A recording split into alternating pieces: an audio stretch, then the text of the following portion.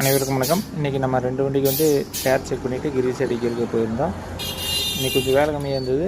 வேலை கம்மியாக இருக்கிறப்ப சின்ன சின்ன வேலையை வந்து செஞ்சு வச்சுட்டோம்னா வேலை வந்து கிடாது. ஒரு வண்டிக்கு வந்து கிரீஸ் அடித்து ஏர் செக் பண்ணால் 150 ரூபா வாங்குறாங்க. நம்ம பெருந்தளவு போயிருந்தால் அங்கே தான் வந்து நம்ம ரெகுலராக வந்து கிரீஸ் அடித்து ஏர் செக் பண்ணுவோம். பவர் ஸ்டேரிங் இருக்கிறனால வந்து நம்ம கிரீஸ் அடிச்சிட்டாக்க நம்ம ஃபஸ்ட்டு வண்டி எப்படி எடுத்தோமோ அந்த ஸ்மூத்னஸ் வந்து பவர் ஸ்டேரிங் வந்து இப்போ வரைக்கும் கரெக்டாக இருக்குது. வீல் பேரிங்க்கும் வந்து கரெக்டாக கிரீஸ் அடித்தாக்க அதனுடைய தரம் வந்து அப்படியே இருக்குது. ஏன்னா இன்றைக்கி வந்து நம்ம அதிகப்படியான குழி குன்றில் ஓட்டும்போது பார்த்திங்கன்னா வெயில் பேரிங் இது வந்து பாதிக்குது. அதனால் வந்து கிரீஸுங்கிறது மெயின்டைன் பண்ணி கரெக்டாக அடிச்சுட்டே இருக்கணும்.